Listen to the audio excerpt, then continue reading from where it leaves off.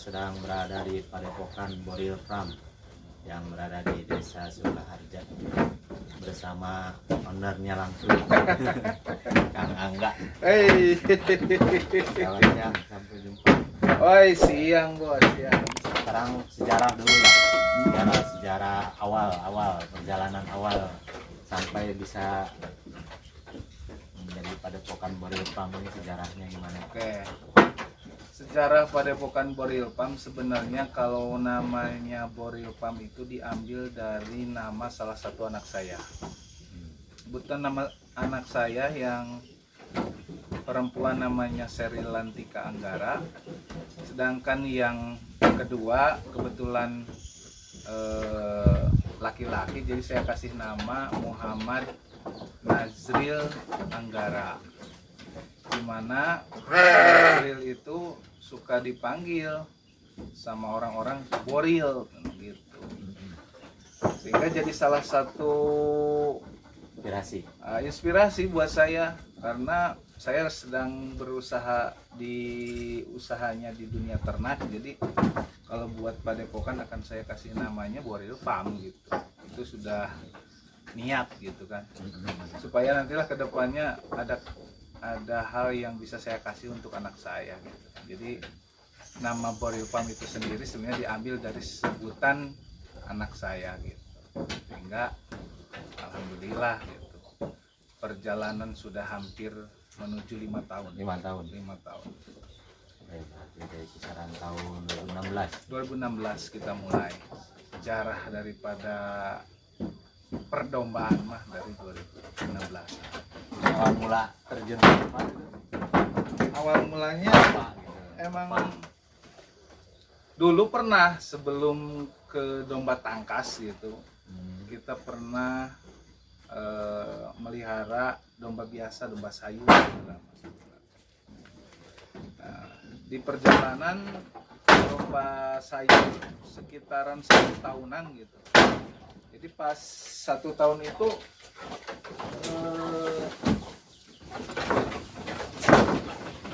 dijual semuanya, dan berhentilah di situ di tahun 2011 kalau nggak salah. Tahun 2011 berhenti dulu di domba sayur. Nah, waktu itu saya pergi ke daerah Panjalu mau wisata. Kebetulan saya lihat ada kerumunan orang bawa-bawa domba. Ternyata cek bahasa Sunda nu arek ngaraben cenah. Apa centeng ngaben teh, pas ditinggal itu, wah ternyata domba-domba tangkas nih. Mulai dinya aya resep gitu, jadi kayak tergugah deh gitu, kayak mau misalkan kita teh domba teh jika rada unik ya mah gitu, tanduk paragung gitu.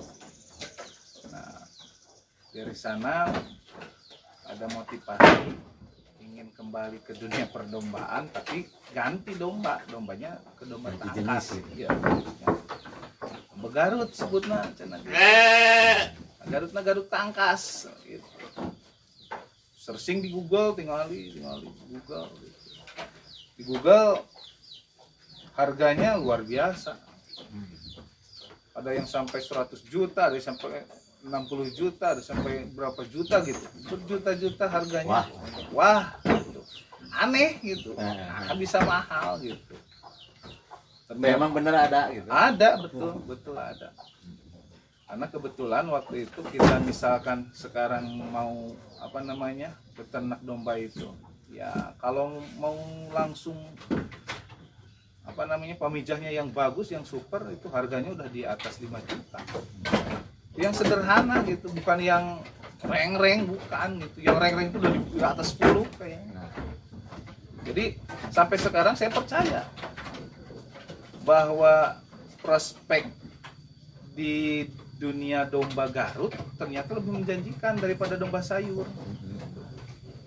Yang jadi aneh kan harga domba gitu mewah gitu kan, jadi aneh gitu sebenarnya kan. Tapi kan ada yang beli, ada gitu. Ada yang beli. Ternyata ya di sana ada seninya gitu. Oh, kalau kita suatu harganya mahal berarti ada hal yang yang jadi mahal itu apa? Oh ternyata seninya ada di sana. Kalau nama saya udah jelas kita jual daging aja. Daging pasaran 60 ya udah 60 gitu. Tapi kalau ini kan Kilonya. ada sampai tiga kemungkinan lah. Kalau kita melihara domba Garut itu ada 3 kemungkinan keuntungan, bisa mahal. Satu, kalau dombanya misalkan reng-rengnya bagus. Maksud reng-reng bagus itu aset domba teh pasti mahal. Fisik, ya, berarti fisiknya. fisik gitu, fisik bagus lah, mahal. Yang kedua, aben misalnya. kayak di apa, seni tangkasnya. Tangkasnya bagus, dia insya Allah mahal. Ya jelek-jeleknya tangkas te bagus, ente kasep domba teh. Mah gede gitu. Ya jual daging pada akhirnya. Itu kemungkinan prospek yang sangat menjanjikan di sana. Hewan-hewanan nage jual daging mah mual teu kurang sarua ti domba sayur biasa. Cuma bobot lebih gitu. Bobot lebih. Itu domba Garut. Jadi kalau saya ceritakan di domba Garut mah banyak. Pecintanya juga banyak. Pecintanya banyak. DPD-nya tuh sampai ke daerah-daerah ada. Se-Jawa Barat. Bisa kenal dengan bos-bos besar dari domba. Karena domba Garut seperti ini selain istilahnya untuk mengisi kehidupan ekonomi, ternyata itu menjadi satu hal yang bisa menaikkan harkat martabat derajat gitu. Soalnya kalau kita ke ke Pangabenan itu bukan orang-orang biasa ternyata di sana. Pejabatnya ada, intinya lah pengusaha di sana, kebanyakan pengusaha. Itu sekilas tentang domba Garut. Jumlah domba Garut yang ada di sini sekarang? Jumlah domba yang ada di sini semuanya ada 13 ekor. Di sini jantannya 2, betinanya, terus di sana ya. Cuman saya sistem di mitra ada sekitar 19 mitra yang tersebar di daerah Sukaharja. Satu desa berarti. 2 desa sama Tanjung Jaya. Ya. Kalau kita hitung sampai ke yang daerah Kuningan, mungkin ada di 25 kandang itu tersebarnya. Karena sistem kita kan dimitrakan. Kelebihan dimitrakan itu ya kita punya domba banyak tapi nggak perlu ngarit gitu. Yeah. Udah ada yang meliharanya sendiri. Bagi hasil lah. Yeah.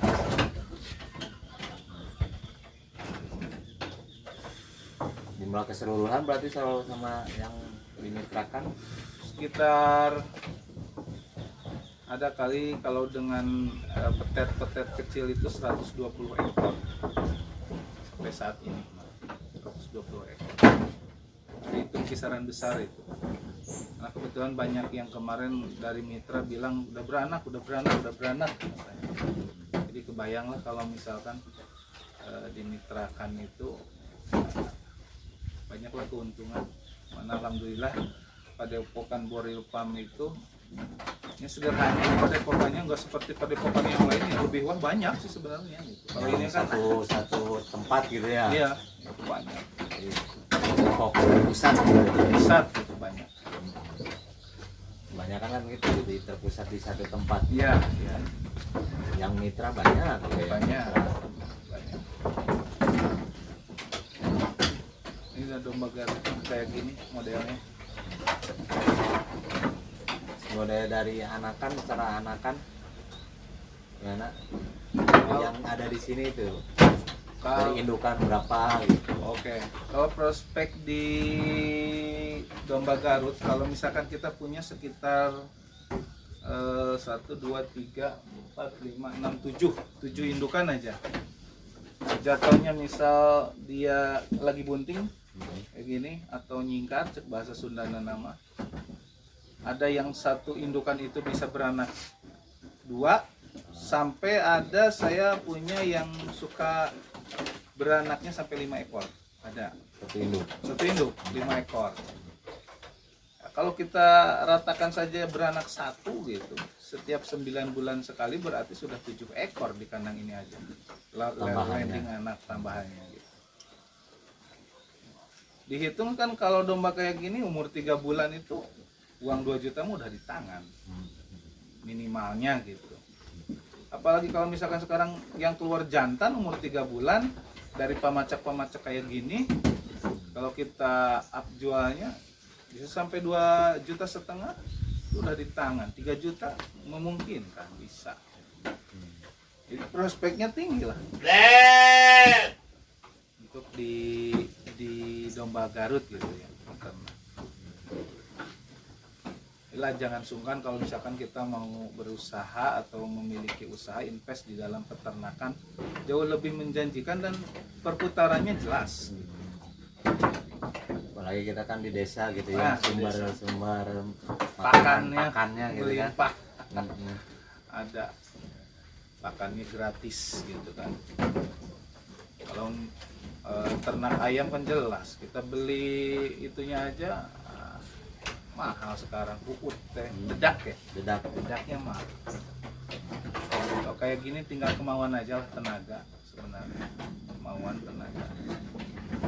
Itu hitungan pakan untuk yang ada di sini. Satu hari itu rumputnya 2 karung. 2 karung. Didapat gratis ya. Didapat gratis, tinggal maunya kita, banyak lah rumput. Kalau misalkan kayak ngambil rumputnya rada jauh, ya paling modal cuma 10.000 beli bensin udah. Sambil olahraga ya tante. Enggak seharian ya. Iya. Sisa-sisa kegiatan lah. Gitu. Sisa kegiatan. Kayak yang perlu diketahui juga nih, Pak Angga ini kalau saya sebut sih kepala 3 gitu. Kepala 3. Kepala rumah Satu tangga. kepala rumah tangga, kedua kepala kambing, dan ketiga kepala sekolah juga. Alhamdulillah. Jadi bisa gitu membagi waktunya, bisa gitu dengan segala kesibukan sebagai 3 kepala gitu. Memanage kandang, memanage rumah, memanage sekolah gitu kan. Sekolah kan beda-beda itu Ya, semua. beda-beda. Ya kadang-kadang kan ya itu jenuhnya di sekolah, kita pindah ke kandang teh tiis. Iya. Ada lagi semangat gitu. Enggak semangat di sini, ada lagi istri nanti nih. Iya. Itulah banyak seninya. Jadi hiburan juga ya. Ya hiburan. Karena menjalani kehidupan mah ya kita syukuri, nikmati aja. Jalani. Terus pesan kalau yang mau awal yang mau ngikuti jejak Oke. langkah. Ini pesan untuk yang mau beternak domba, kalau mau istilahnya pemula lah. Kita akan mulai beternak domba. Yang pertama, sediakan pakan lah. Kita sekarang ada yang dinamakan rumput odot yang bisa ditanam gitu. Kalau kita punya lahan luas, tanamlah sebanyak mungkin. Itu untuk kita sebagai bank pakan. Bank pakan itu. Yang kedua, siapkan kandang yang bagus, yang layak gitu. Anggap seperti rumah sendiri yang bagus lah gitu. Biar nyaman itunya penghuninya. Iya. Kalau penghuninya nyaman, sehat. Nah, itu Faktor utama juga ya. faktor utama, kandang harus bagus gitu. Perawatan nantinya, perawatan bagus, insya Allah ya hasilnya juga akan bagus. Segala bentuk hal yang dikasih lebih, dikasih ekstra, kasih sayangnya, insya Allah dia akan kembali lagi feedbacknya ke kita bagus. Tergantung kitanya ya. Tergantung kitanya. Harus benar-benar sayang lah gitu. Karena yang namanya pekerjaan kalau udah sayang itu nggak ada istilah capek ngelakuin. Karena kita udah hobi, udah seneng gitu. Udah jadi satu kegiatan yang enjoy gitu. Mau hujan, panas gitu. Oh iya, kendala di pakan kan pada gitu ya. Iya, Musim hujan. musim hujan kendalanya. Antisipasinya gimana tuh? Antisipasinya kalau untuk domba kayak gini sebenarnya dia suka ampas tahu. Ya, kalau misalkan lagi musim hujan, kebetulan di sini ada pabrik tahu, jadi itu bisa dimanfaatkan limbahnya. Kalaupun tidak ada ampas tahu, yang jadi solusi ya tadi kita punya rumput sendiri yang dekat dengan rumah gitu. Jadi ketika cuaca udah kelihatan mendung, kita udah siap ngambil dulu gitu. Iya, yang dekat. Iya, ambil dulu barang. Salah lah, bisa. Kendala-kendalanya seperti itu. Ya masih banyak sih, masih tentang domba ini masih harus panjang lah perjalanan, Ya. cerita masih banyak gitu ya.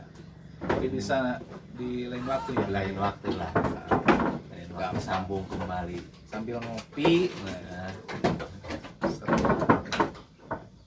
ya mungkin untuk sekarang cukup sekian dulu lah. Terima kasih infonya Pak. Siap. Kapan-kapan main ke sini. Siap pasti Ya. harus ini. Terus dilanjut. Oke.